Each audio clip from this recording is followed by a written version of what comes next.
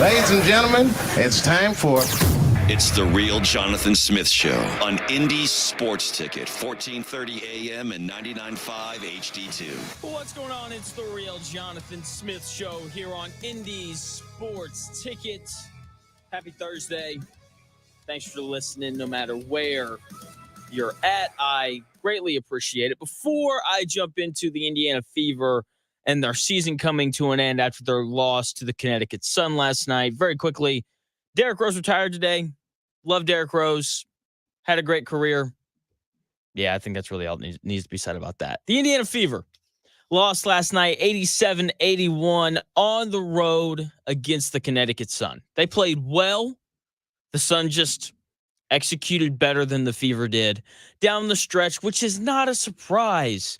The older, more experienced, more talented team was better in the final 2.5 minutes than the young, inexperienced team that lacks depth. With 2 minutes and 25 seconds left to go in the game, it was tied 75-75. The Connecticut Sun finished the game on a 12-6 run, and they simply got better shots than the Indiana Fever did on offense, and they defended better than the Indiana Fever did. It's amazing. You sit back and you watch a team play an entire regular season, right? And you get excited about various aspects of the team. When it came to the Indiana Fever, the offense was exhilarating. It was so much fun watching the Fever on the nights where Caitlin Clark, Kelsey Mitchell, and Aaliyah Boston all had it going, and they were all scoring at a high level. And Caitlin Clark was leading the break and finding her teammates, and they were actually making layups. And then she'd pull up and she'd hit a three from 30 feet. And then Kelsey Mitchell would come down and she'd hit a step back three. And it was a lot of fun. And I think that people got so wrapped up in that they missed what the Indiana Fever's biggest issue all year was: their ability to play defense. They were not a consistently good defensive team, and that is ultimately why they lost to the Connecticut Sun. Game one, they gave up 93 points. Hard to win games when you're giving up 93. And then last night, they gave up 87. Hard to win games when you're giving up 87 points, including, that 12-point run that they went on with 2.5 minutes left to go in the game. The Indiana Fever this year, so much fun to watch. They were a great offensive team. Okay, arguably the best offensive team in the league, probably them or the Las Vegas Aces. But they weren't a complete team. They didn't do it on both ends of the floor consistently enough. That's why they were a 6 seed. It's part of why they got off to that 1-9 start. They just weren't very good defensively. And then as, the course of the year went on, Christy Sides really stepped up, helped them turn into a good defensive team for stretches. But ultimately, they just weren't consistent enough on that side of the ball. And as much as everyone loves the Fever, let's be honest, we don't love the Fever. We love Caitlin Clark. Okay, she was playing for, the Atlanta Dream or the Washington Mystic or the Los Angeles Sparks, whoever, then people would just be fond of that team as opposed to the Fever. So I want to focus in here on Caitlin Clark and her rookie year, which I believe that people will remember fondly. For the most part, we'll remember all the drama. We'll remember her early struggles. We'll remember her development into what she winded up being, a first-team All-WNBA player. We'll remember her developing into the unanimous Rookie of the Year. We'll remember her finishing 4th in MVP voting because she had a great year this year. With all that being said, I am glad that their season's over for 2 reasons. First, no more drama. Hallelujah. I talked about this yesterday. Everything during Caitlin Clark's rookie season has been politicized. Okay, they've made it about race and all the stuff that I don't like to talk about and honestly don't like in my sports in general. And I'm just glad that I don't have to discuss those things anymore. I don't have to get on my timeline and look at other people discussing it, even though I had to today because some lady wore some band nails shirt she had these big fake nails or whatever, and People were going crazy. I don't know. I don't care. Okay. So my hope now that, her rookie year's over is hopefully next year we can move on and actually talk about like basketball as opposed to the politics that dominated the conversation this year. Okay, like all the questions, all the arguments throughout the year should have been settled by now. Like people should know just based off of the ratings that Caitlin Clark is why people tuned in, right? Like just look at the viewership numbers, right? Game one, obviously the ratings haven't come out for last night yet, but game one, over 1.1 million people tuned in to watch the Fever play against the Sun. The other games that happened were somewhere around 450,000 people, which is growth from last year.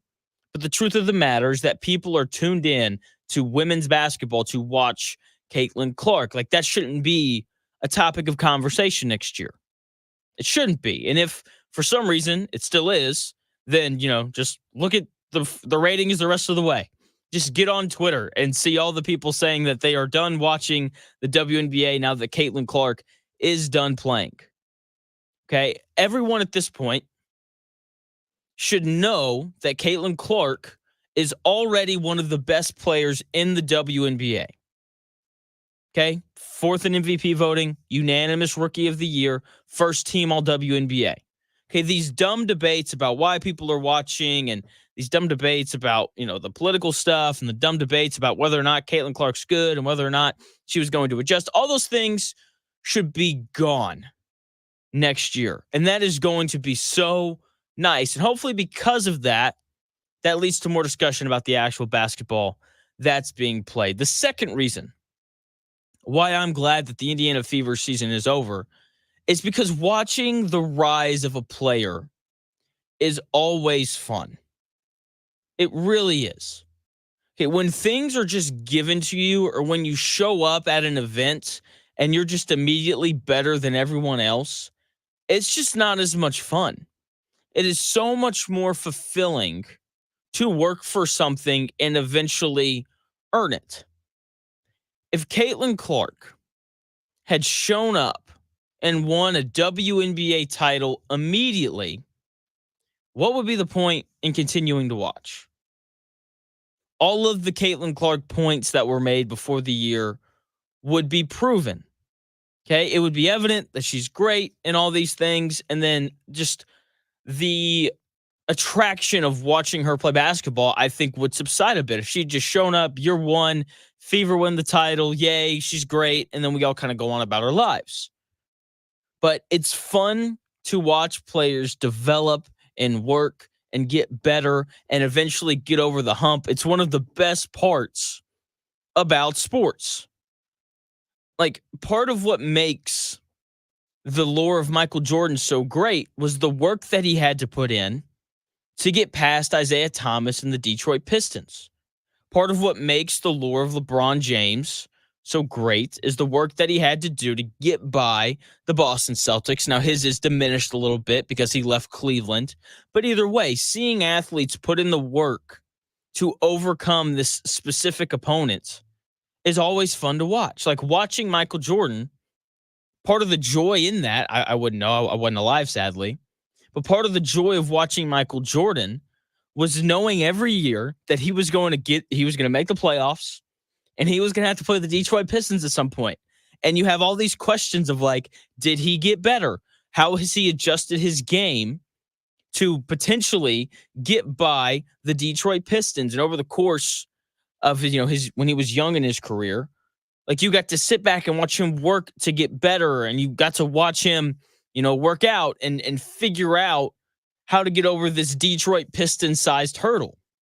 And eventually, when he did, he won his first NBA championship. It must have been so entertaining just going into all of those Detroit Pistons series and the reaction to him losing. And, when he eventually broke through in 1990, like the reaction to that just must have been incredible.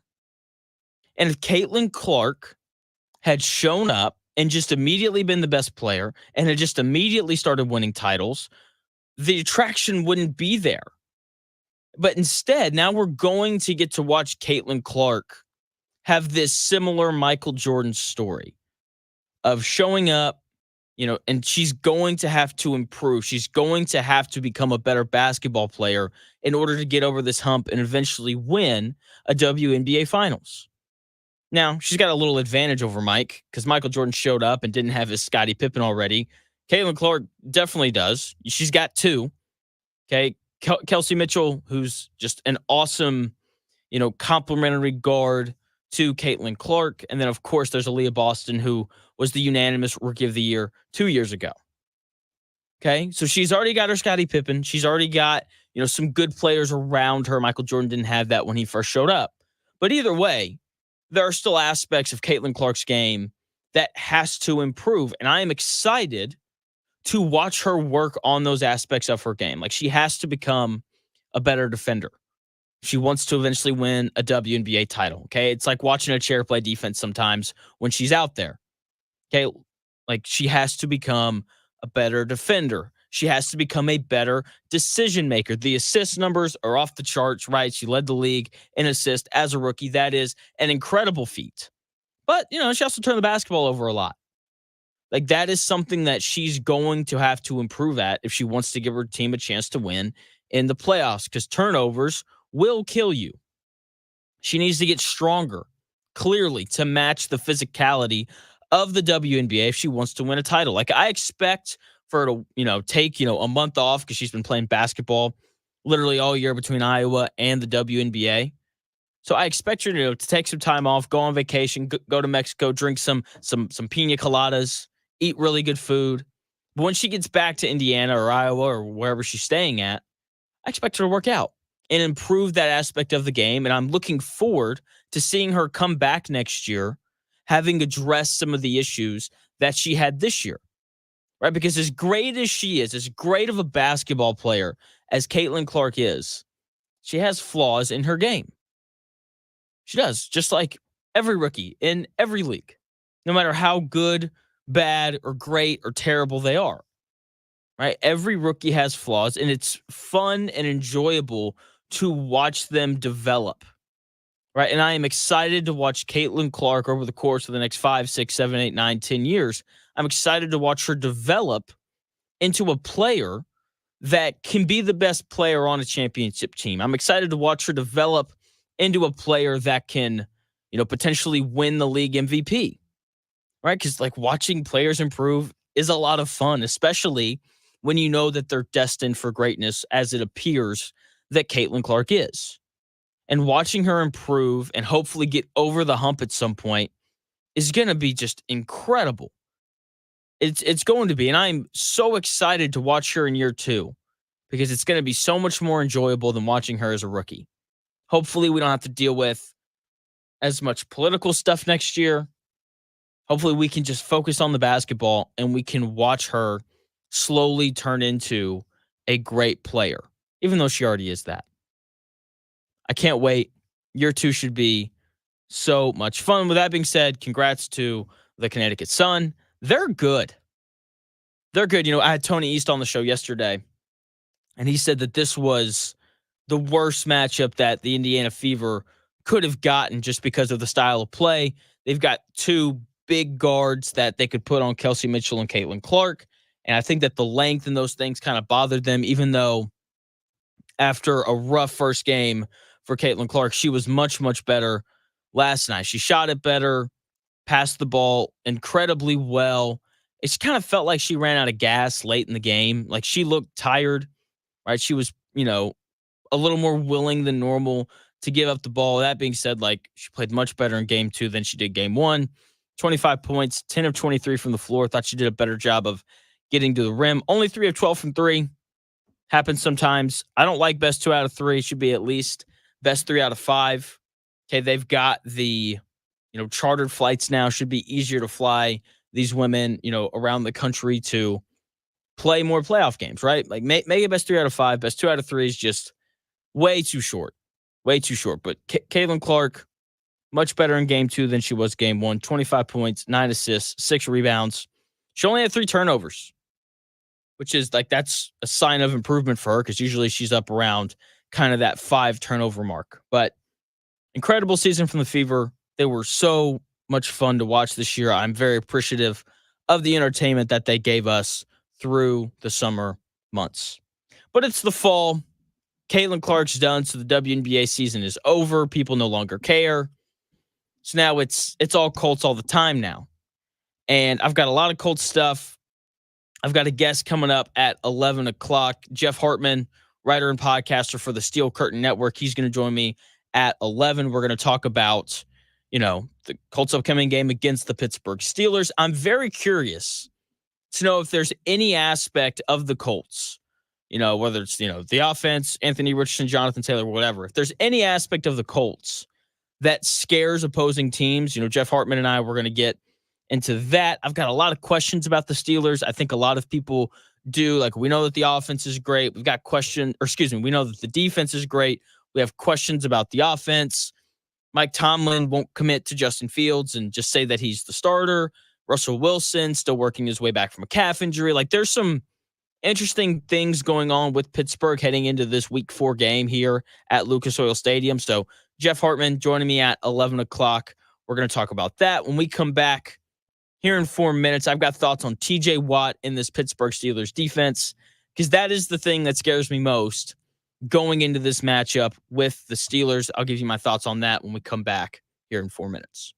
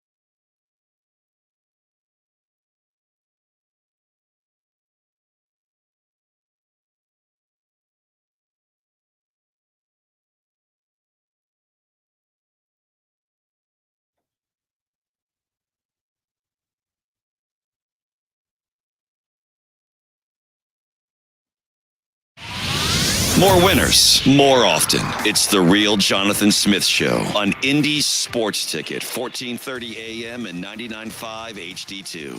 What's going on? It's the real Jonathan Smith Show here on Indy's Sports Ticket. And if you want to hang out with me, Dan Dockett, whose show runs from noon to 3, and the rest of the Indy Sports Ticket staff, you can do that on Saturday, October 26th at Back 9 for Bourbon and Birdies, presented by Payless Liquors. Get your all-in ticket to enjoy unlimited bourbon and food samples and get an hour in a bay to knock around some golf balls. You can get your tickets at indysportsticket.com. Heaven Hill, the official bourbon of Bourbon and Birdies, is going to be on hand.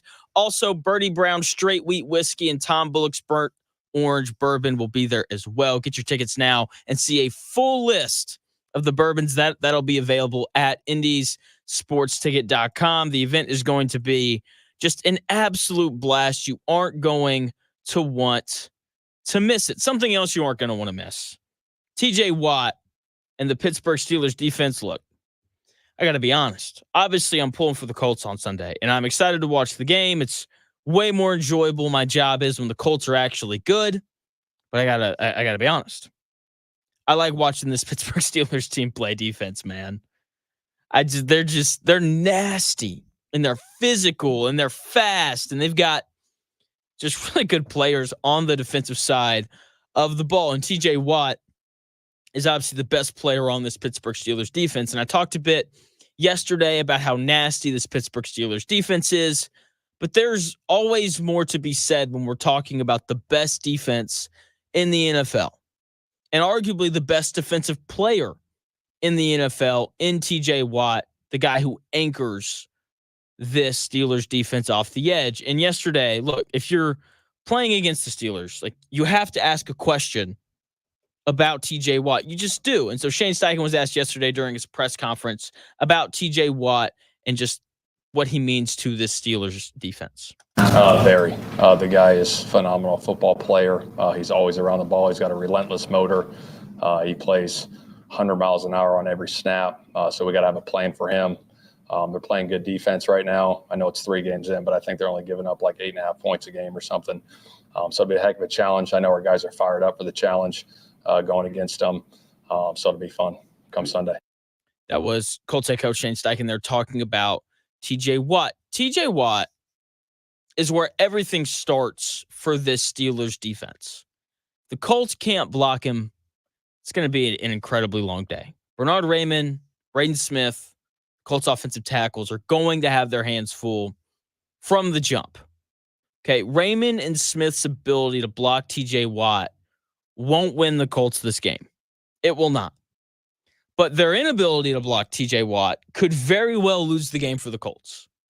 Okay, there is a finite amount of defensive players in the NFL that can win a game on their own. Okay, like, there's a small amount of guys that can just take over games on the defensive side of the ball. Right? Like, we've seen offensive players do it. Okay, we saw Jaden Daniels do it on Monday night. We've seen Josh Allen do it. We've seen the best quarterbacks in the NFL take over games and simply win just because they're the best quarterback on the field.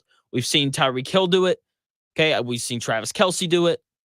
Okay, but it's very rare that you find defensive players in the NFL that can have that same impact, but on the defensive side of the ball. And most of them are pass rushers. Okay, like when I think of defenders that have such an impact on a game that they can basically win it on their own, I think Micah Parsons, Myles Garrett, Chris Jones, Nick Bosa, TJ Watt, and maybe Fred Warner, middle linebacker for the 49ers. I think those are the only defensive players in the NFL that can just stop opposing offenses on their own. And TJ Watt is more than capable of wrecking this game entirely for the Colts. If they don't figure out a way to slow him down coming off the edge, they'll obviously double team him and do all those things. When it comes to these keys to victory, slowing down TJ Watt has to be the top priority because he can ruin your night. He can. I don't know if you ever had friends like, I wouldn't even call them friends, but when I was in college, there was a guy, he was my roommate for a year. And he would show up to different functions that we would have, whether it was going to, the movies or doing other things, and he never made the night better. He didn't. Like, he would show up, and your hope was like, please just don't ruin this event for us. That was kind of the thought process, right? Because he could get a little, crazy and talk too much, and he would say things that he thought was funny, but it really wasn't. And he just make things awkward. It wasn't good. Like, that's kind of that. Like, that's what TJ Watt is. Okay, like he can ruin your game. He can just show up and blow everything up and ruin your Sunday, or he can just kind of be there, and he doesn't make it any better, but he's only capable of making it worse. That's just kind of how he is, and he's the head of this incredibly physical Pittsburgh Steelers Colts defense. And as I've watched the NFL this year, I've watched, everybody multiple times. Love my wife. She's so gracious in letting me, take so much time to watching these football games. And that way, I can put together a good show. And there's just a lot of bad offensive line play. There are so many offensive lines in the NFL that are bad, and I've got, a theory as to why that is that I'll probably get into it around 10:45. But thankfully for the Colts, like, that hasn't been an issue. And I know we don't like Chris Ballard, and I know that Chris Ballard has his flaws, but we have to admit that he has done a good job with this Colts offensive line. Okay, Fries has been great at right guard. Quentin Nelson looks good at left guard. Ryan Kelly, extend the guy, right? Because he's the heart and soul of that offensive line at center. Bernard Raymond has gotten better. Braden Smith is back. He's playing well.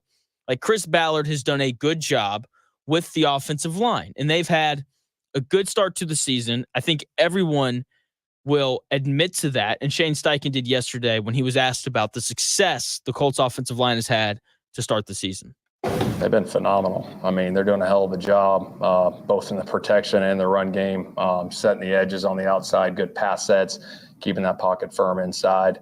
They're playing at a very high level right now, which we're excited about. Shane Steichen there giving the offensive line a little bit of praise that they deserve, because they've been one of the better offensive lines in the NFL to start the year. And that great play, not good play, great play has to continue, especially the run blocking. Jonathan Taylor has to have success running the football if the Colts are going to win this football game. All right, and that obviously starts up front. DeAndre Swift has taken a lot of heat from Bears fans over the past, couple weeks because he just hasn't been very good. But when you look at his yards per carry number, like, this year is by far the lowest in his career. And it's not because of what DeAndre Swift's doing. It's because of what this Bears offensive line is. It's bad, right? And so everything starts up front for the Colts, especially when you're taking on a front like the Steelers with TJ Watt and Cam Hayward, guys who have been doing it at a high level for a long time. The run blocking has to continue to be great because Jonathan Taylor has to have success. The Colts cannot and will not win this game if Anthony Richardson has to throw the football 35 times. That can't happen.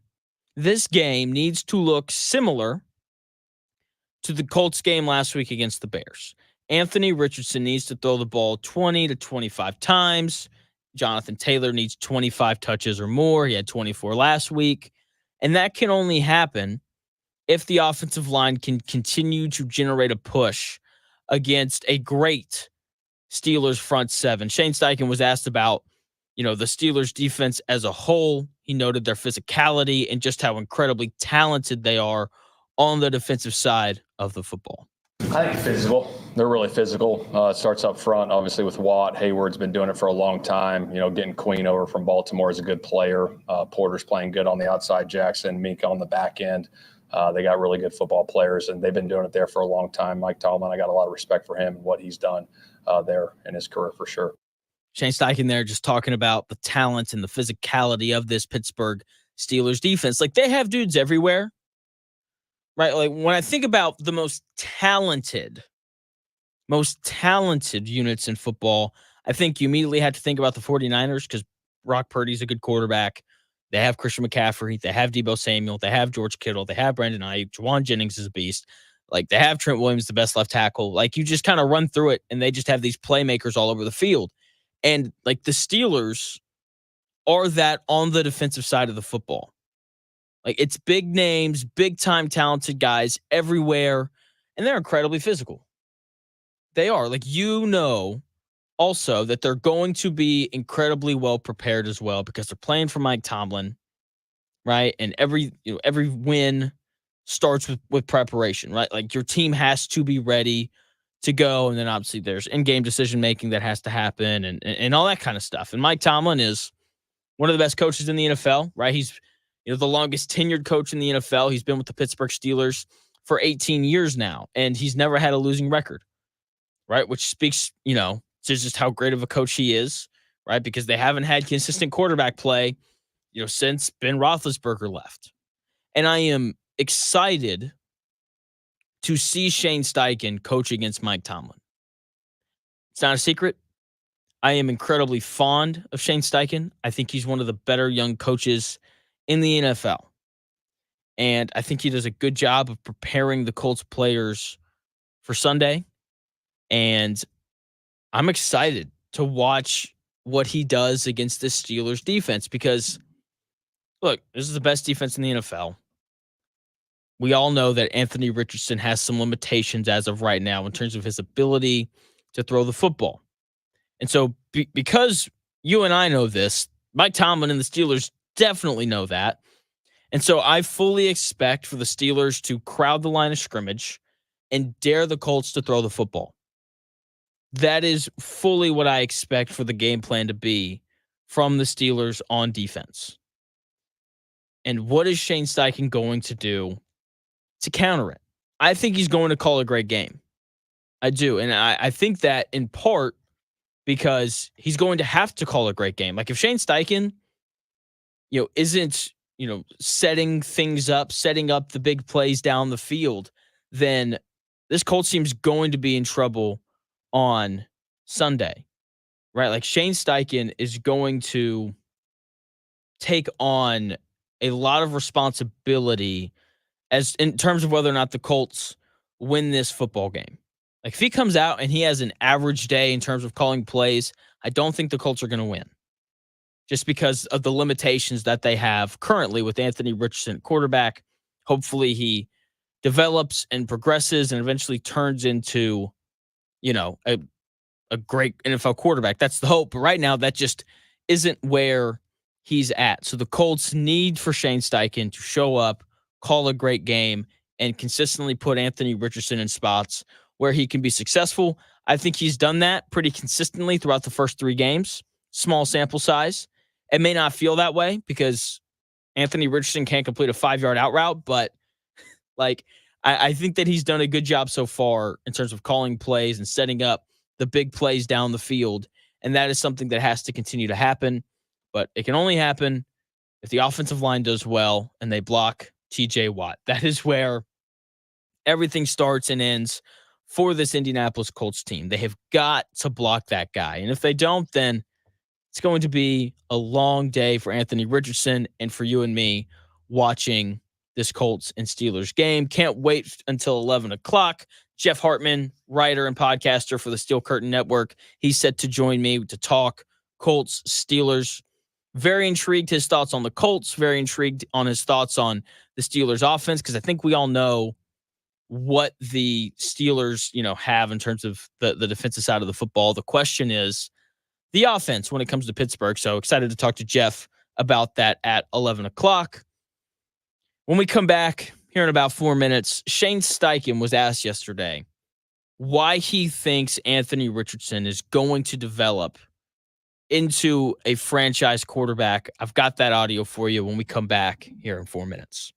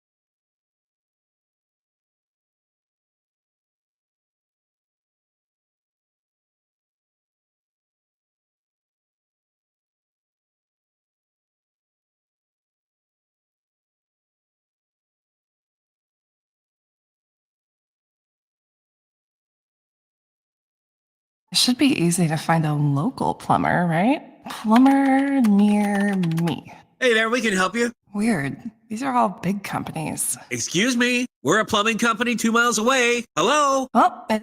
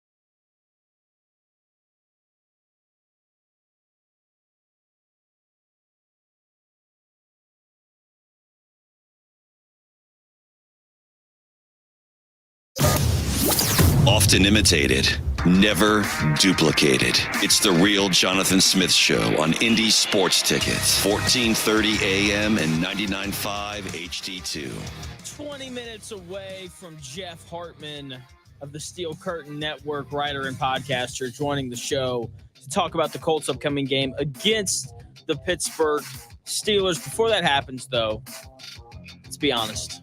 It's not a real Jonathan Smith show unless I talk about Anthony Richardson. Okay?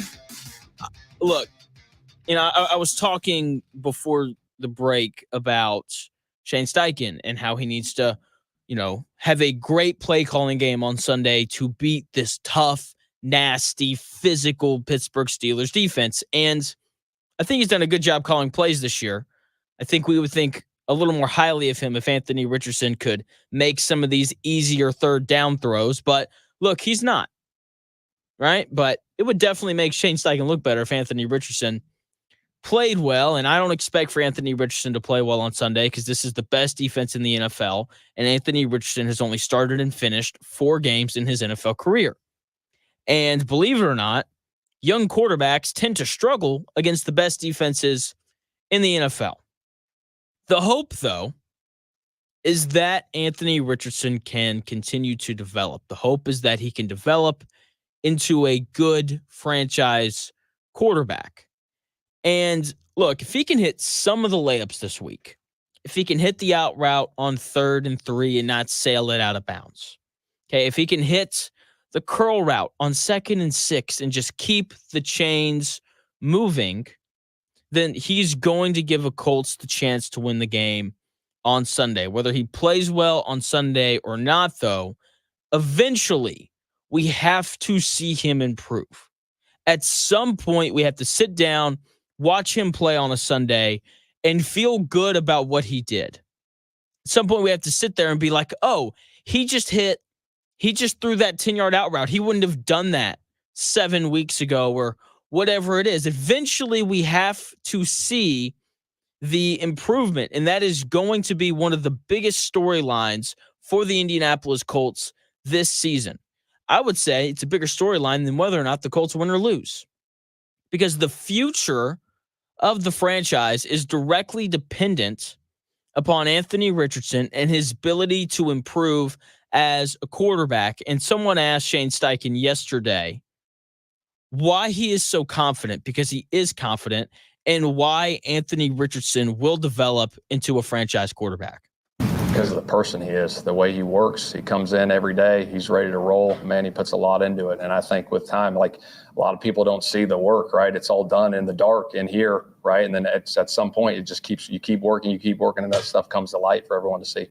That was Shane Steichen talking about why he thinks that Anthony Richardson will develop into a franchise quarterback. And look, hearing Shane Steichen say that Anthony Richardson works hard and that he's doing his best, it's great. Love hearing that.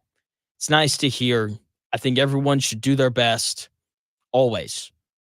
But at some point, eventually, results have to come. And we are not a patient society. The Colts fan base is not patient. Okay, they haven't been good in like 4 years. Seriously. And the truth of the matter is you can work as hard as you want to. Okay, you can do all the studying you want leading up to a test. But it doesn't matter if you fail the class. It really doesn't. And Anthony Richardson, he can do all the work he wants. He can work on his footwork.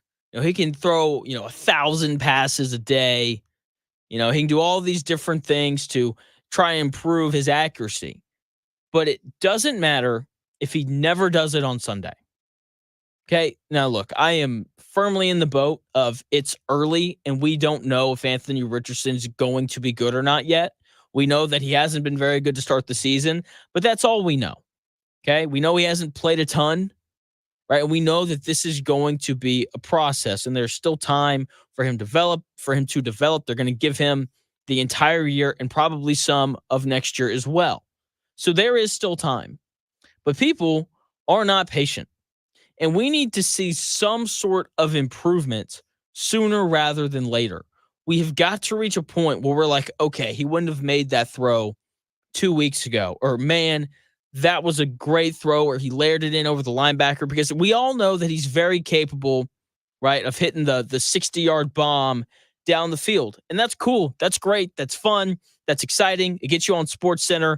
It puts you all over Twitter, which is cool. But at some point, you have to be consistent. At some point, we have got to tune in on Sunday and watch Anthony Richardson do things that we didn't think that he could have done 3 weeks ago.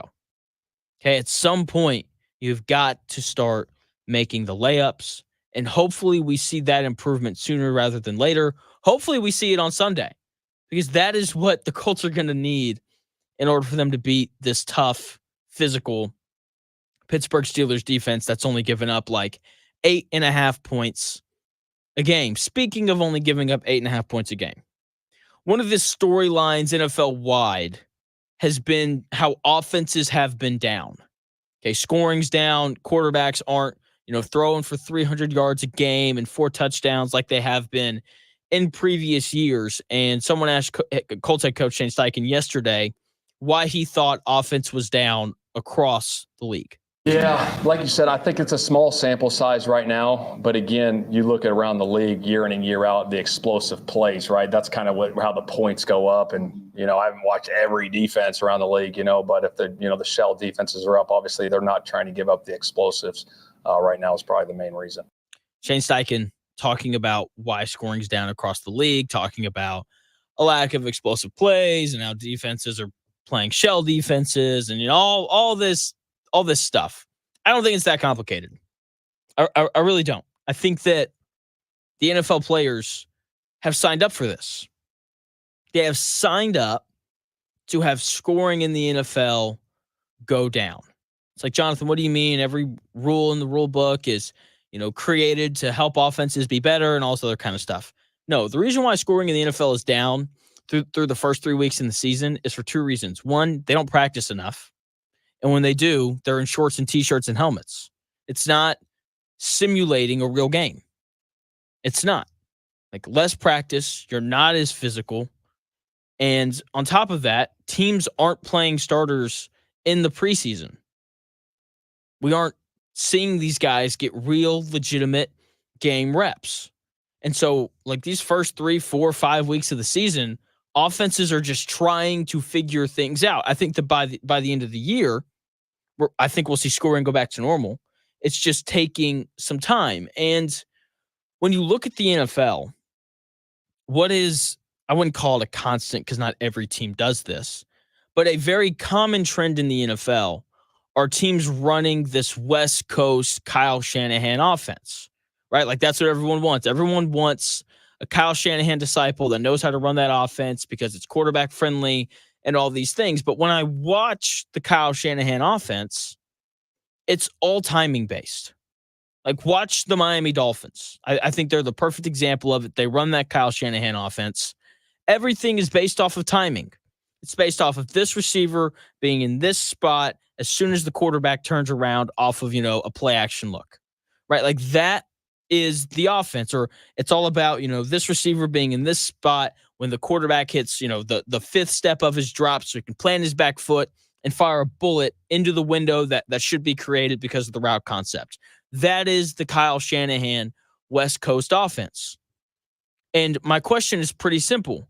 How can you figure out the timing of all that when you aren't practicing?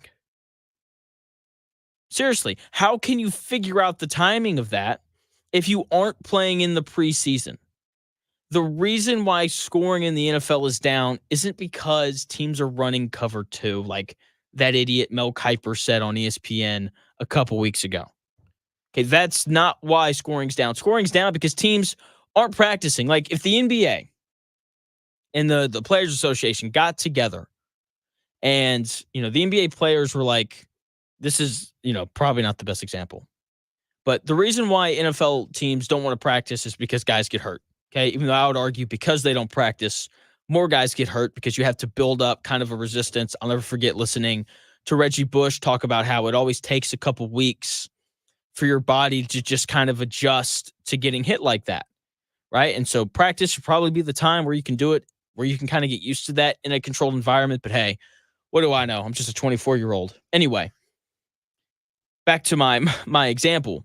Like if the NBA came out and they went to NBA teams and they were like, we're seeing an increase in guys spraining their ankles. Okay, so we aren't going to let you guys practice as much because we think that'll help. And when you practice, you can't shoot as much, right? Because the reason why guys are turning their ankles is because when guys contest shots, they're landing underneath them. And the NBA Players Association would be like, oh, okay, that's cool. If that happened, it never will because that's, like I said, not the best example in the world. But if that happened, then shooting in the NBA would go down for a few weeks until guys found a rhythm. We're seeing the same thing with these NFL offenses. It's hard to find a rhythm when you aren't practicing. That's why these offenses aren't scoring as much. Less padded practices, less hitting, less real, legitimate game scenarios are leading to offenses not having as crisp of starts to the season. I think it's part of why we're seeing offensive lines in the NFL not play very well to start the year, because those guys, like, you have to have this cohesiveness as an offensive line unit. And a lot of these teams don't have it because they just aren't practicing enough. And when they are practicing, they aren't allowed to hit. They aren't allowed to hit other people. Whereas that's, I think a real advantage that the Colts have to start the year. Same offensive line for the last 3 years, so the cohesiveness is there. That's helpful.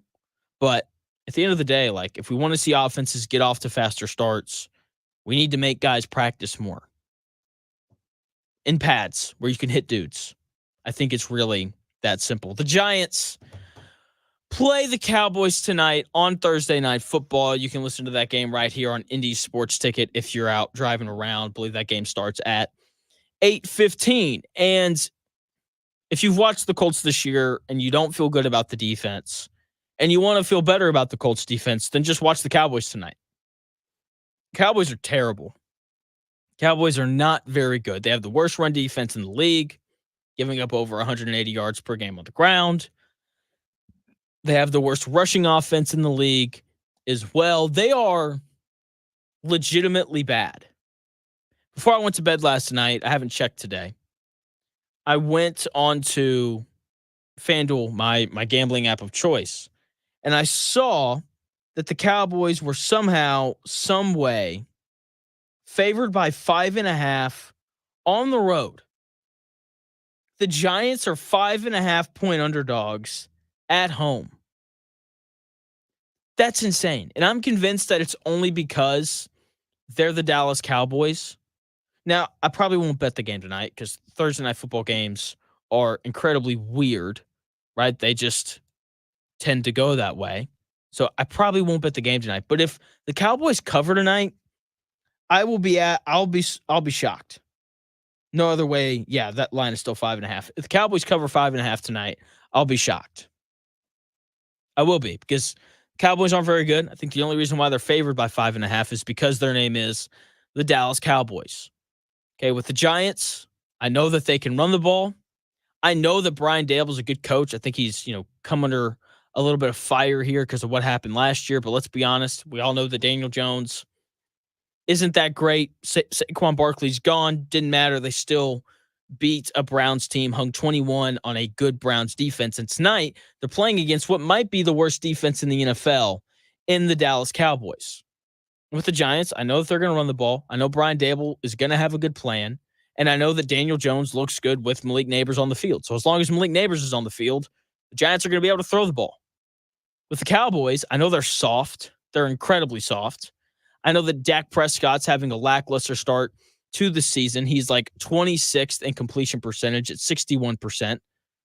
Okay. And, for reference, Daniel Jones is one spot behind him. Dak Prescott's not having a good start to the year.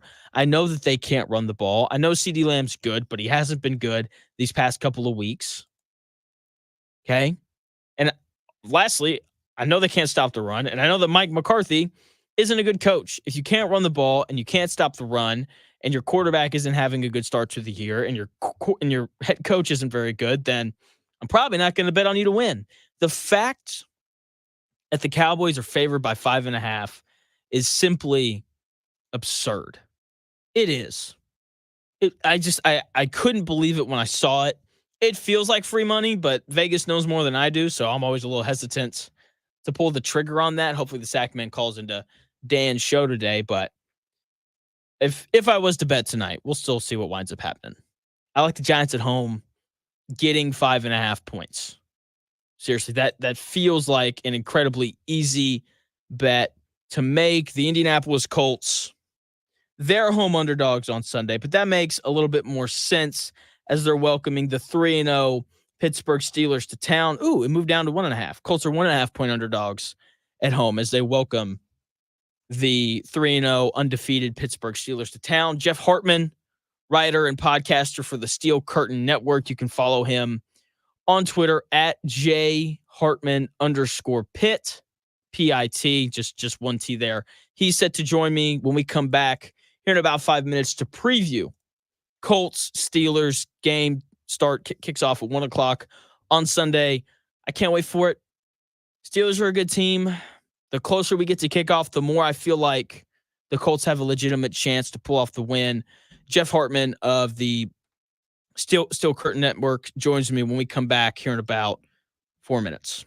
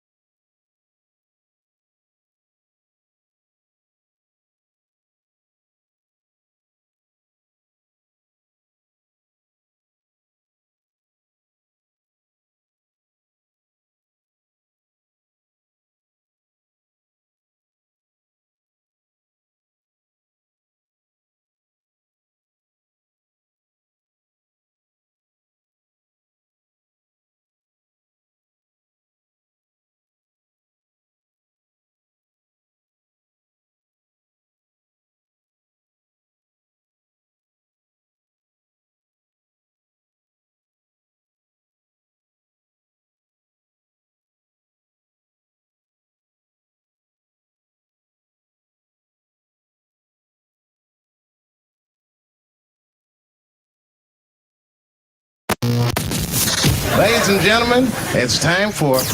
It's the Real Jonathan Smith Show on Indy Sports Ticket, 1430 AM and 99.5 HD2. What's going on? It's the Real Jonathan Smith Show here on Indy Sports Ticket. And if you want to hang out with me, Dan Dockich, hit some golf balls, drink some great bourbon, we got the perfect event for you, Bourbon and Birdies, coming up on October 26th. You can buy your tickets to the event at indiesportsticket.com.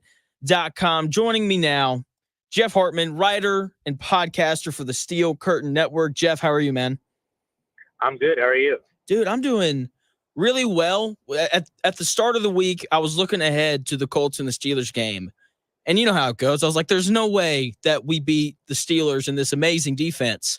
But I'm at a point now where I've slowly kind of talked myself into there might be a chance. How do you kind of feel about the game, as we're 3 days away from it?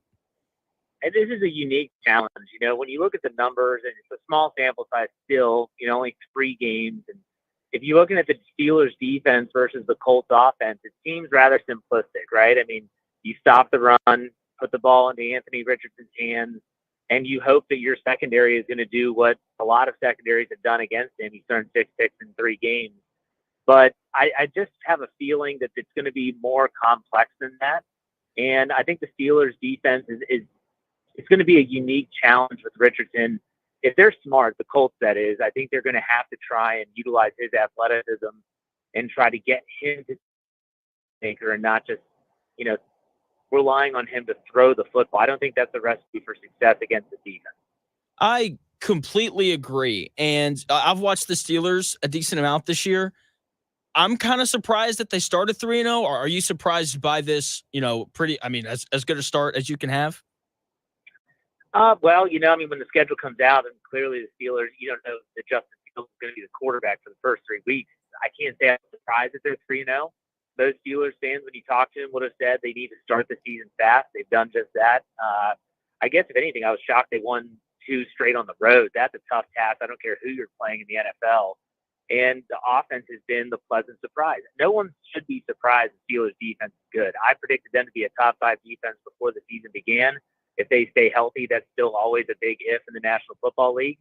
But I think that the offense that has slowly started to find its rhythm, slowly started to get its footing, and slowly starting to embrace Justin Fields as the quarterback with Arthur Smith figuring things out from that perspective. I got to be honest, I didn't have a lofty expectation with these changes that happened with the quarterback position mainly, but they've been pleasant changes. I'll put it that way.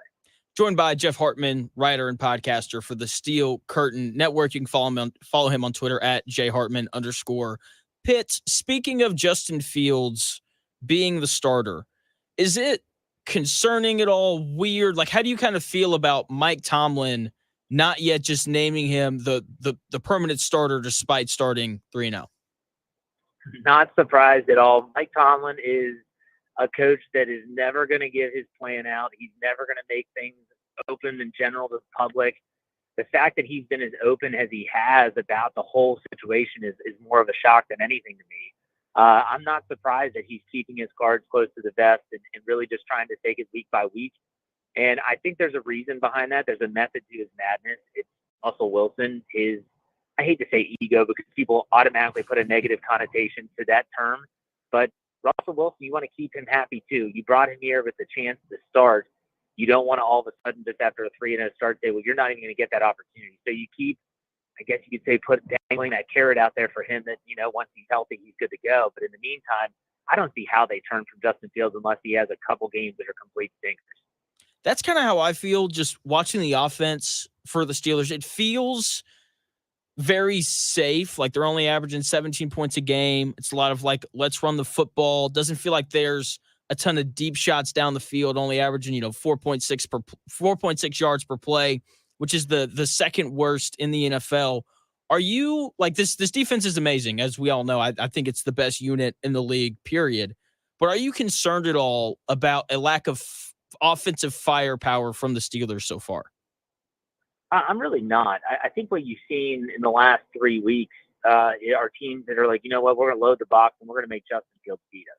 In weeks 1 and week 2 at Atlanta and at Denver, and they saw some success. However, I do want to say this, and these plays don't count. I understand that from a statistical standpoint, the Steelers have had several explosive plays negated by penalties. Penalties are penalties, and say what you want, but there is an element of the big play within the Steelers offense that the term that they're using inside the locker room is the dam is about to break, that they're close. And so you saw it in Denver with a 50-yard dart from Justin Fields to George Pickens over Pat Surtain that got negated by a holding call by Roderick Jones. You saw it in week 1 with a really ticky-tacky offensive pass interference call, again, to George Pickens down the field over A.J. Terrell. And in week 3, you started to see it not be negated by penalty when they had the 50-yard strike to Calvin Austin III, which was a huge play that gave them a two-score lead. And so I do feel like the Steelers offense is starting to find its rhythm. Is it going to be a top-scoring offense in the league? No. Do the Steelers need them to be that with their defense? No. And Mike Tomlin will always say, we're going to lean on the unit that we're paying a lot of money, and that is the defense. So it's up to the defense to keep it close. The offense, don't kill us with turnovers, which they haven't yet. And let us take advantage of the opportunities when the defense either gives you a takeaway or has you on a short field. Joined by Jeff Hartman, writer and podcaster for the Steel Curtain Network, talking about the Colts and the Steelers, that game coming up on Sunday. So speaking of the defense, which is, you're right, being paid a ton of money, there's a ton of talent on that side of the football. I mean, big names, big time guys all over the defensive side of the ball for the Steelers. I think one of the lesser known guys that still carries a pretty significant role for the Steelers is Alex Highsmith. I know he got hurt. I believe it was last week. He's going to miss some time. Doesn't seem like he's going to play Sunday. How much will the Steelers miss him against the Colts? So Alex Highsmith is unique. Yeah, he's going to be out this week. He's expected to miss 2 to 3 weeks with a groin injury, which was sustained last week in the Chargers win at home. He's not so much the best pure pass rusher. He has some really good moves. He has a good bull rush inside spin move, but what they're going to miss from him is run stopping ability. He is able to set the edge. He is so good at that. The one thing the Steelers fans have wanted to see more of is when you think about the aspect that all these offenses have to put so much attention on TJ Watt. Like, we can't let this guy destroy and disrupt the entire game. Well, Alex Highsmith has not been winning all of those pass rushing matchups when he has the one-on-one on the opposite side. He's going against a left tackle, which is typically your best offensive lineman. I want to make that very clear. It's not like it's an easy task. Yeah. But when you see Nick Herbig, second-year guy out of Wisconsin, come in, and he had 8 pass rush attempts last week against the Chargers, and some of them against Slater, a really good player on the left side, and he gets 2 sacks and 3 quarterback hits in those 8 pass rush attempts. One of them was a strip sack. You're seeing how Nick Herbig, he's not as good in run defense as Highsmith. He is a better pure pass rusher. He's like a mini TJ Watt, and obviously they're both Wisconsin Badgers. So it's scary if you get into an obvious pass situation.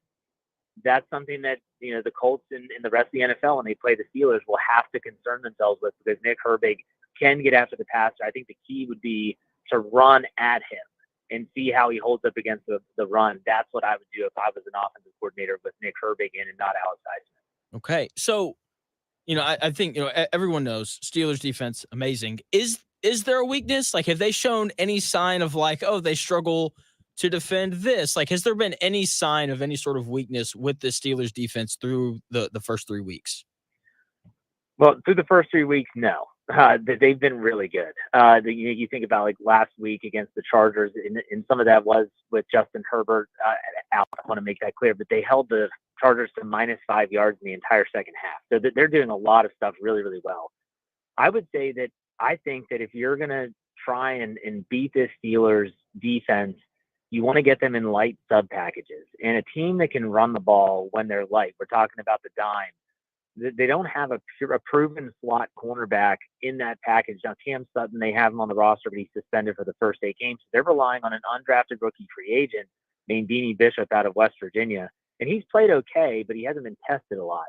So if there's a weak spot, I would see if they can, and this is maybe not the Colts MO with Richardson at this point in his career, is to spread him out, get him in that dime package, and then see if they can slowly attack some of these one-on-one matchups. Joey Porter Jr., most offenses just avoid his half of the field. He's really good at blanketing the best receiver, but that might be your best bet. I mean, I hate to say this, but the Steelers have superstars at every level of the defense. When you talk about TJ, Cam Hayward, and then you have Patrick Queen in the middle and the Landon Roberts. You have Minka Fitzpatrick in the secondary.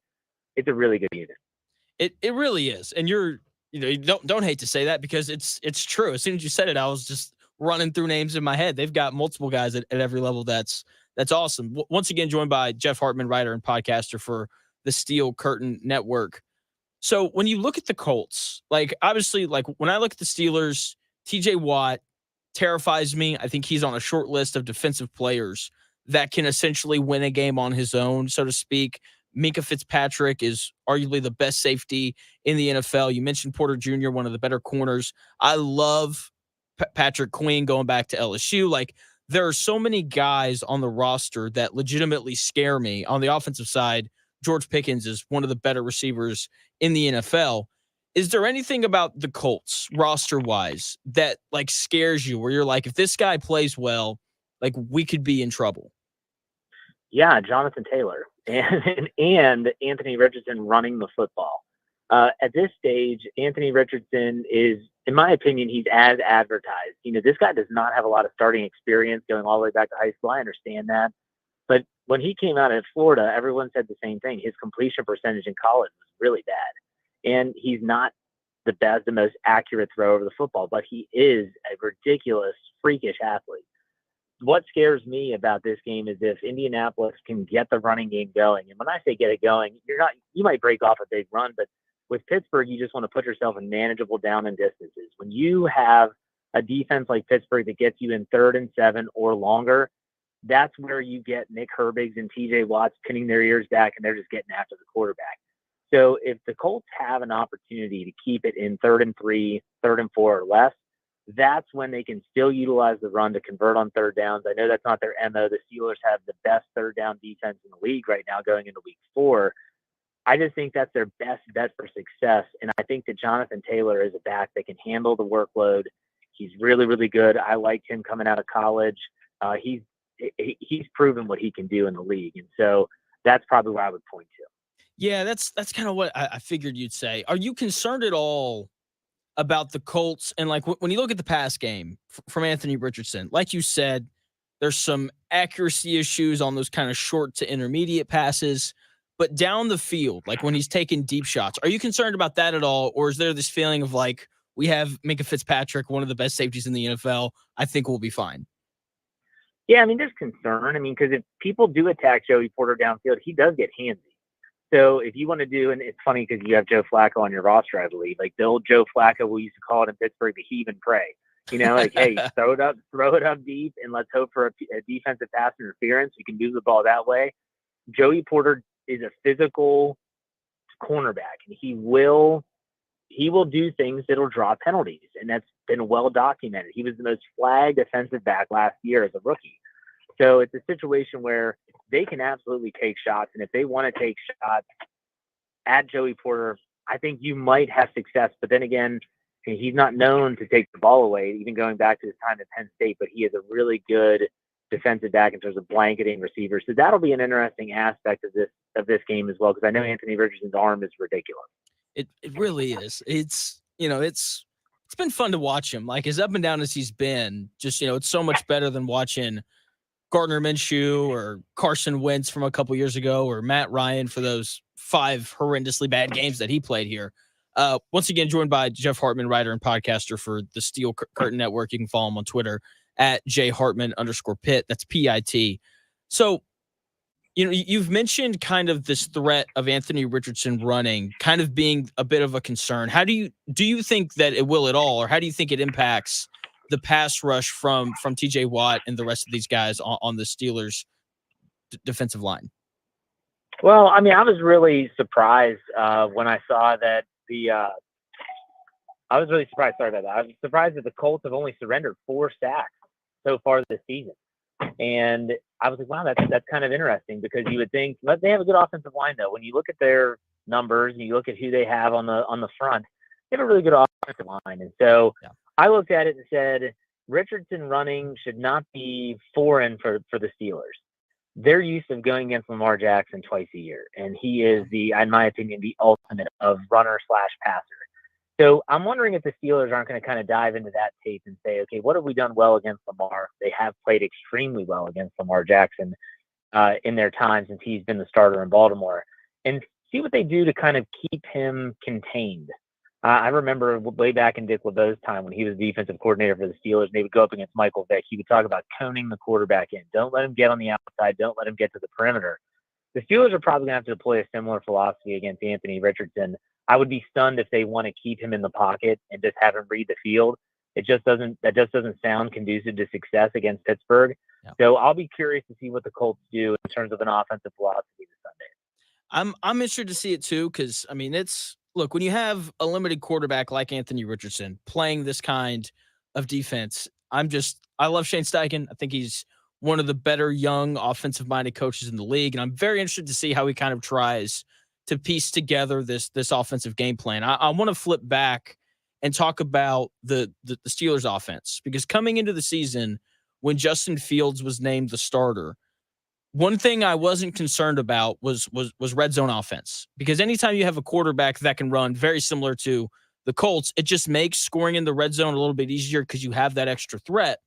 But the Steelers' red zone touchdown percentage is only 25%. Why has this team struggled so much in the red zone? I've always gone back to red zone success, and I think that sometimes offensive coordinators get enamored with the pass when the field gets short. And I've always been someone that says you still need to be able to run the football in the red zone, and they do abandon that at times. I will also say that they haven't had a ton of trips to the red zone. And then to give you an example, there's also been scenarios where the Steelers are in the red zone at the end of the game and they just kneel it out. It happened in Denver. It happened at the 1 yard line against the Chargers. They easily could have punched the ball in for another touchdown to make the score 27-10.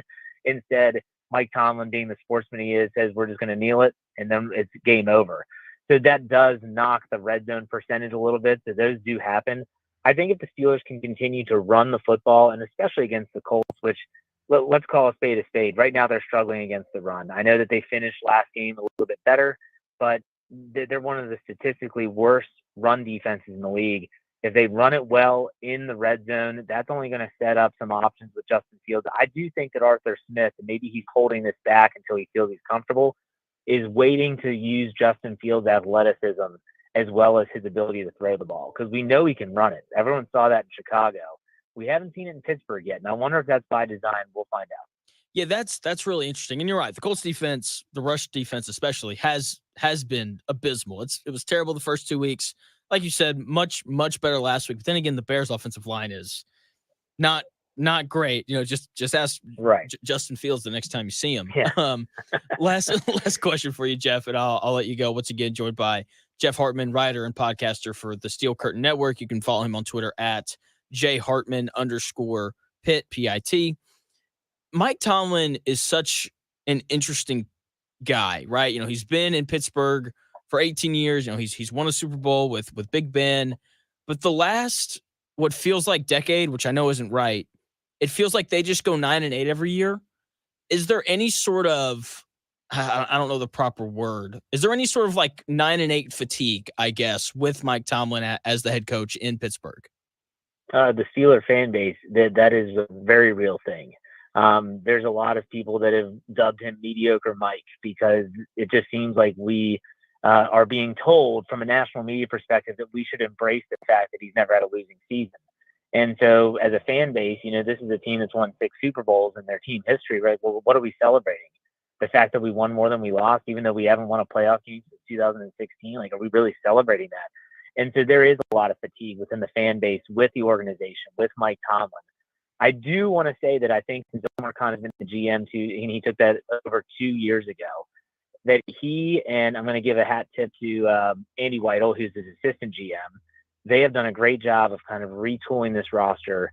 And I think this is one of the best rosters they've assembled since going back to maybe I wouldn't say 2010, their last Super Bowl appearance, in Super Bowl 45 where they lost to Green Bay, but in the years after that where they were still really good. I think that this roster that they've put together is really, really good, and they're not even healthy yet. They still have to get Isaac Seumalo back at left guard. It might happen this week. It might be next week.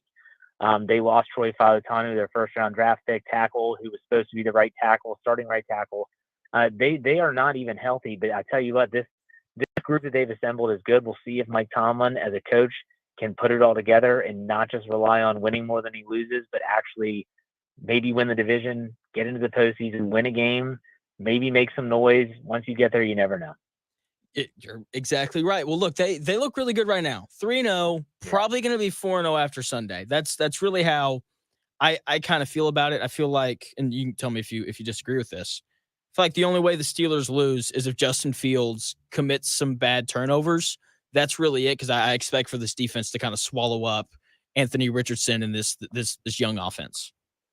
I mean, last year, it's easy for me to think that. Last year, I can't get that out of my brain when Mitch Trubisky, he mitched it up, as I call it, and threw away the game basically with a lot of turnovers. But, Gardner Minshew beat the crap out of the Steelers last season, and it wasn't even him. They ran all over the Steelers last year. And so while there were some issues at inside linebacker, and you hope those are remedied by Patrick Queen being there, the defense is pretty much the same as last year. So I'm not about to be naive enough to think that this is a cakewalk for Pittsburgh. It's a tough place to play. They're going to have to go into Indianapolis. They're going to have to stop the run. And if they can't do that, it's going to be a really close game. And like you said, it could come down to which quarterback makes the key mistake at the wrong time. Is any place a tough place to play for the Steelers? Because their fans travel so well. I feel like every time I watch the Steelers play, it's like a 70-30 split, which is pretty good for an NFL game. Yeah. Well, I want to put a caveat here. Right? The Steelers are a national fan base. So their fans are everywhere. They do travel well, but they're everywhere. So a lot of people, you always hear it on the broadcast. Oh, Steeler Nation travels well. Yeah, there's Steelers fans from Pittsburgh that are going to Indy. It's not that far of a drive if they want to drive. But at the same time, there are a lot of Steeler fans probably in Indianapolis and in the surrounding areas. They're like, oh, this is a chance for me to go see my favorite team. I'm going to buy tickets, and I'm going to be loud and represent. So they're everywhere, and they are really loud, and that's why a lot of other fan bases can't stand Steeler fans, because they can be rather obnoxious at times too. But Steeler Nation is strong, and they're everywhere. It's a global thing, and really cool to be a part of, though. It really is, and you're exactly right. I've got 3 buddies that are Steelers fans that will be at the game on Sunday. So you're exactly right. It is a very national fan base. Jeff, thanks for your time, man. You were great. All right. Hey, thanks for having me. I appreciate it. You got it, man. See you. That is Jeff Hartman of the Steel Curtain Network, writer and podcaster. Does a great job. You can follow him on Twitter at @jhartman_Pitt. He actually made me feel better about the Colts. He seems just very cautious about what the Colts kind of bring to the table. Great conversation with Jeff. When we come back here in about 4 minutes, I've got thoughts on the Indiana Fever and the end of their season. Caitlin Clark, where do we proceed from here? All that fun stuff coming your way here in 4 minutes.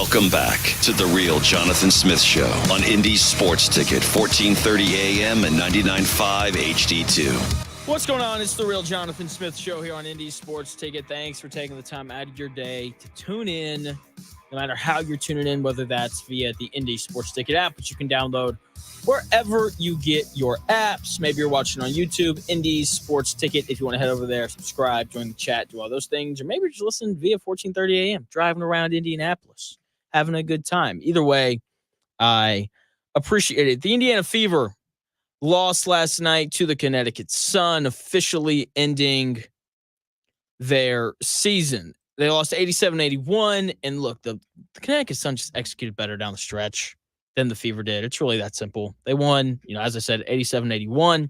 With about 2.5 minutes left, game was tied 75 apiece. And the Sun finished the game on a 12-6 run. They got better shots than the Fever did, and they defended better. And as much fun as it has been to watch the Fever this year and to watch Caitlin Clark do all these amazing things and to watch this awesome offense, the Fever's biggest issue all year has been getting stops. And they didn't do that last night. They weren't consistent enough on both ends of the floor to win this series. They gave up 93 points in game one. They gave up 87 last night, including 12 points in the last 2.5 minutes. Can't do that if you want to win. You can't. But they were a lot of fun. People are going to remember Caitlin Clark's rookie year fondly. We'll remember all the drama. We'll remember her early struggles. We'll remember her development into becoming a first-team All-WNBA player. We'll remember her being the unanimous Rookie of the Year and her being fourth in MVP voting and all that stuff. And as fun as it was, I am so glad that the Indiana Fever season is over for two reasons. First, no more drama. Talked about this yesterday.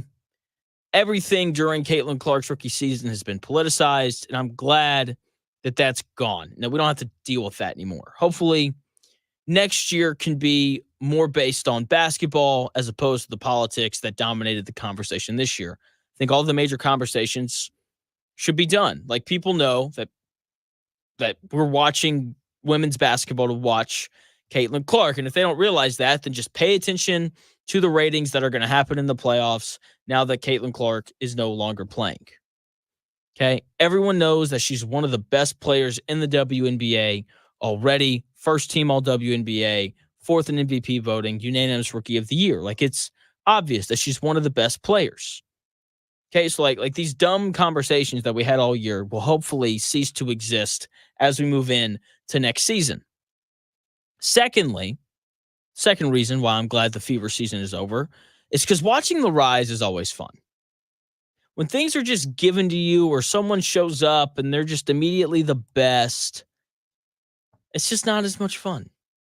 Okay? When you see someone work for things or when you yourself work for something and then you eventually achieve it, it's just so much more fulfilling. And if Caitlin Clark had shown up and won a WNBA title immediately, then what would be the point in watching anymore? Sure, we could watch her defend the title and all those things, right? All the Caitlin Clark points would be proven, and that would just kind of be it. But I think one of the best things about sports, one of the most enjoyable things to witness, is watching someone that's destined for greatness, like it seems that Caitlin Clark is, and watching them improve and work to get over the hump. I wasn't alive when Michael Jordan, was at the peak of his career. But part of what makes Michael Jordan's story so great and so legendary is that he just didn't show up and was amazing immediately. Like, he wasn't winning titles every year he was in the league from his rookie year on.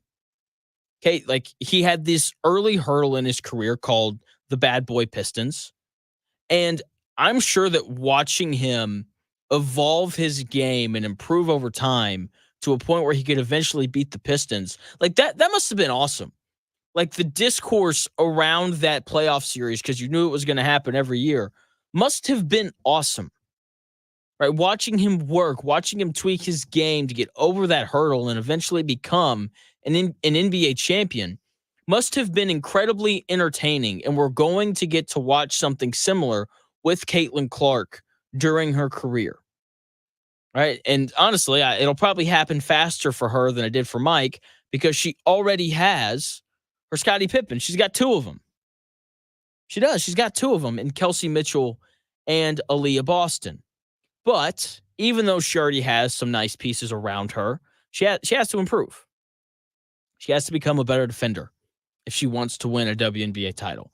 She has to become a better decision maker and stop turning the ball over, which, to be fair to her, she did a good job against the Connecticut Sun. 2 turnovers in game 1, only 3 turnovers last night with 9 assists to go with it, right? So the playmaking was still there, right? But that's something that she has to be better at. She needs to get stronger so that she can match the physicality of the WNBA if she wants to win a title. As great as she is, because she is great, she has flaws in her game. And I am excited to watch how she improves from her rookie year into her second year in the WNBA. I'm excited to see what tweaks she makes to her game just to become a better player. Like, this is one of the joys of watching sports for me, is watching guys and women, and in Caitlin Clark's case, improve to a point where they can eventually get over the hump and win a title. Cannot wait to watch her play in her second year, because I think that it's just going to be more enjoyable. She's going to be a better player, and hopefully all the political conversations will cease to exist. Something else that I think we're all looking forward to, we're, I think a little over a month away from it, is the start of Indiana basketball season. And they had their first practice yesterday. And, they did this, hype video thing, first practice or whatever. And it starts with Malik Renew running out, and he's doing this little prance thing, and his hands are bouncing or whatever. And it got a reaction from some people. It did. And, the reactions weren't great. He looked, I got to be honest, when he runs out because of his hair, like he kind of looks like a woman. And, it got some reactions. I got to be honest, though. It bothered some people. Didn't bother me. I am glad that Malik Renew ran out to practice like that, even though it looked weird, because it did. It looked weird. But something that I will never forget about, playing baseball through college and stuff. The best days that we had, the teams that I played on, the best days that we had in terms of practice and improving and getting better were the days where the energy and the effort was high. And when you have guys, players that are excited to be at practice, right? When you have players that want to be there and are excited for the work that's in front of them, like it seemed Malik Renew was yesterday, that is where you get better. Okay, like I know that, people out there who like Jim Harbaugh, I know that there's people who don't, but he talks about the importance of playing with energy, effort, and enthusiasm every day. And like, he's right. When you have those things present at your practice, things go better. You play better. You improve more. And so Malik Renew, did it look weird? Yes. But I'm glad that he was excited to go to practice yesterday, right? That, I think that points to a good culture. I'm sure Dan will talk about it today. His show running from noon to 3 when we come back here in about 4 minutes. TJ Watt, Steelers defense, Colts, Sunday, all of that, talking about it when we come back here in 4 minutes.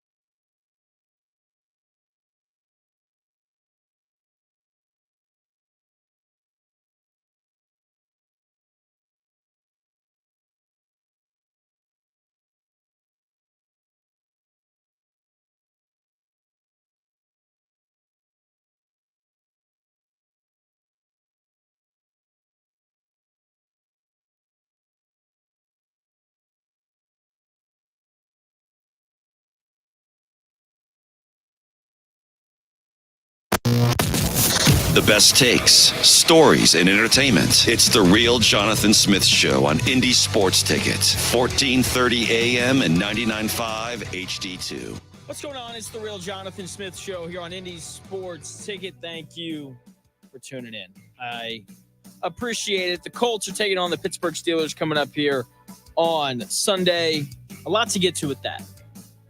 I had Jeff Hartman on earlier. He writes and does a podcast for the Steel Curtain Network.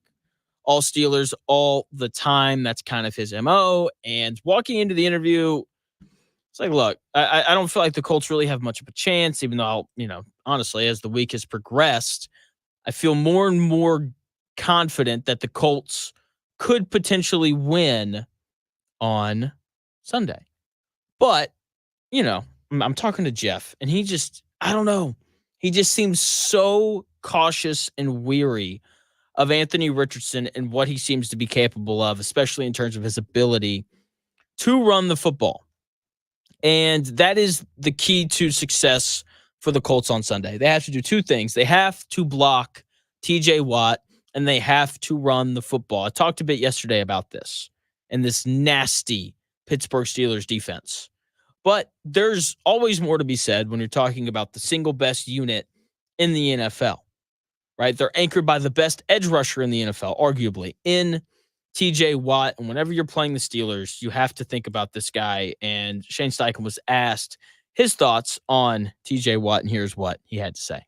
Very. The guy is a phenomenal football player. He's always around the ball. He's got a relentless motor. He plays 100 miles an hour on every snap. So we got to have a plan for him. They're playing good defense right now. I know it's 3 games in, but I think they're only giving up like 8.5 points a game or something. So it'll be a heck of a challenge. I know our guys are fired up for the challenge going against them. So it'll be fun come Sunday.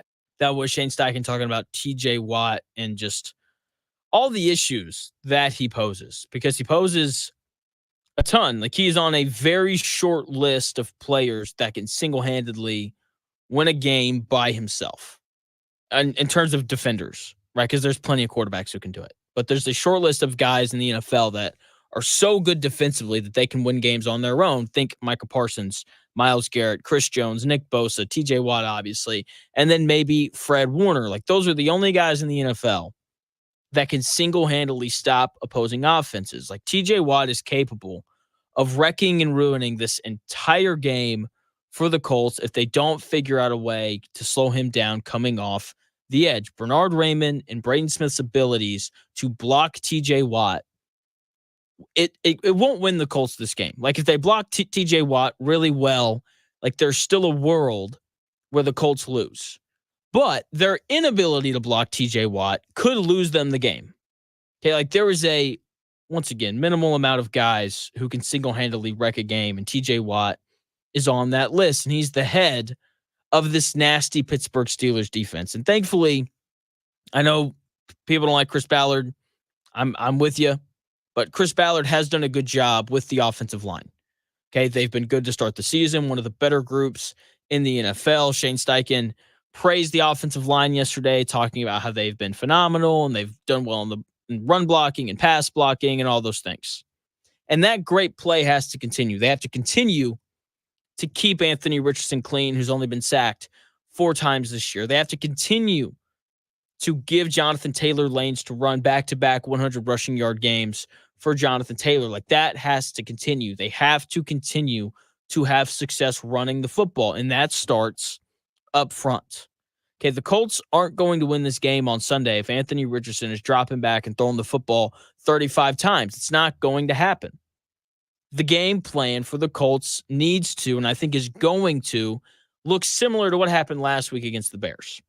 Anthony Richardson throws the ball 20 to 25 times. Jonathan Taylor gets 25-ish carries. But that can only happen if the offensive line can continue to generate a push against what is a great Steelers front seven. Like, Patrick Queen's one of the best interior linebackers in the NFL. Cam Hayward's been a force for a long time. TJ Watt is better than advertised. Better than advertised. Like, this is a physical and talented Pittsburgh Steelers defense, and Shane Steichen took time yesterday during his press conference to highlight that physicality. I think physical. They're really physical. It starts up front, obviously, with Watt. Hayward's been doing it for a long time. Getting Queen over from Baltimore is a good player. Porter's playing good on the outside. Jackson, Mink on the back end. They got really good football players, and they've been doing it there for a long time. Mike Tomlin, I got a lot of respect for him and what he's done there in his career for sure. Shane Steichen talking about the Steelers defense and Mike Tomlin and just how good of a coach he is. Like, they have dudes everywhere.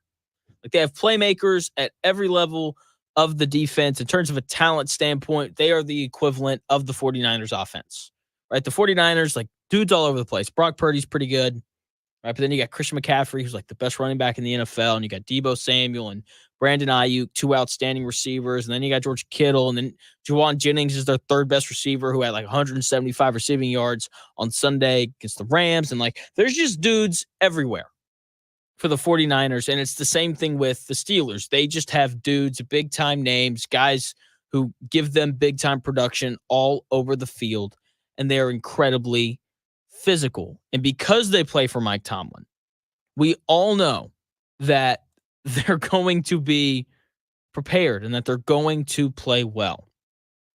And because they're playing against Mike Tomlin, one of the better coaches in the NFL, I am excited and intrigued to see what Shane Steichen does against this great defense with a limited quarterback against one of the better coaches in the NFL. I think incredibly highly of Shane Steichen. I think everyone that listens to my show knows that. If you don't, then, you should keep listening so you can learn that. And I'm excited to see what Shane Steichen does. They beat him last year. They ran the football all over him, as Jeff Hartman said earlier. If you missed that interview, you can check out the podcast afterwards, the Real Jonathan Smith podcast. It'll be on there.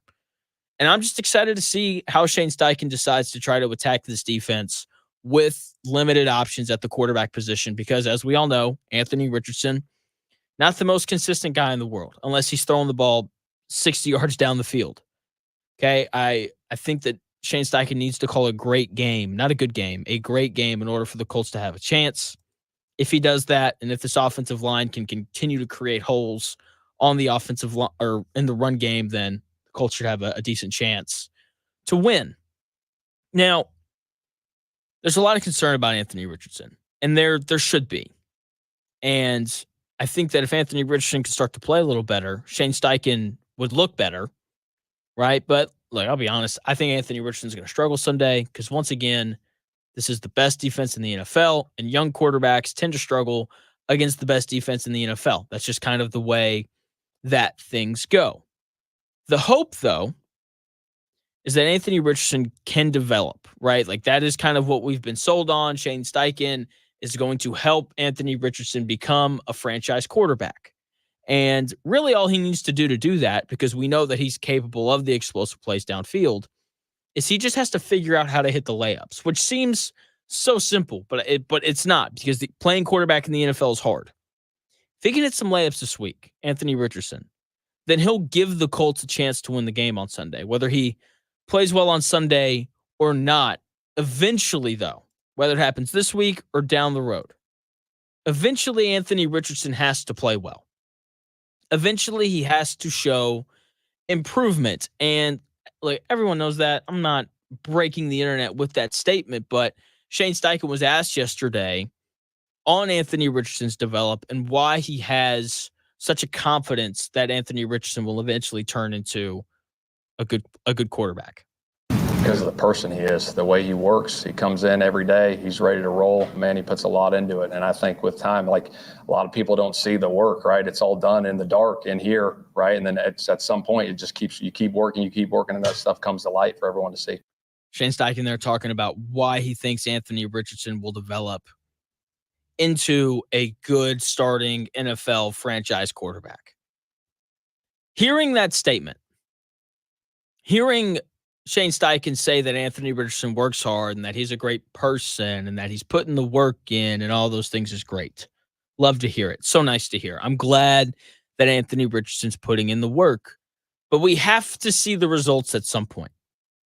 Okay, I don't think that we see them this week, but we have to start seeing the fruits of Anthony Richardson's labor at some point this season. Okay, like, he can do all the work he wants. Okay, I'll never forget. I was taking biology in college, Okay. And look, I pick up on things pretty quickly, right? That's definitely a skill that I have. I just learn, I learn things fast. And I had a buddy that I took biology with. He didn't. Okay. So he would study for our biology class literally every day because the grade was essentially the way that the grading worked. There were essentially 4 grades. You had 3 tests and a homework grade. That was it. And so he studied every day, just working and working and, calling up like, hey, buddy, we're going out to hang out with these people. You want to come? He goes, nah, man, I gotta hit up the library tonight. We called it Club Huey because, that's where everyone spent their late nights during finals week. I'd be like, all right, man, whatever. And every single night he would study and study and study. And then the test would come around and he would fail. Like he would, for whatever it was. He did all this studying, but he could never pass the test. And when I look at Anthony Richardson and I hear that Shane Steichen say that he's a good person and that he works hard and that he's putting in the hours to eventually become a good starting quarterback, like that's great. But the truth of the matter is Anthony Richardson can do all the work he wants. Okay, he can stay at that nice practice facility in Westfield, permanently and just work on throwing all the time. And he can do that. But doesn't matter if he doesn't figure out a way to perform on Sundays. It's really that simple. Okay. And look, I don't think, and look, it's early. I am firmly in that boat. Okay. I don't know if Anthony Richardson's going to be good. I don't know if he's going to be bad. All I know is that it's early and that we have to give him time to develop because there's truth in what Shane Steichen's saying, right? Like it takes time for the fruits of your labor to show up, right? And hopefully, eventually, it will. Hopefully, I don't know if hopefully that's the hope. But at some point, it has to show up, and it's early.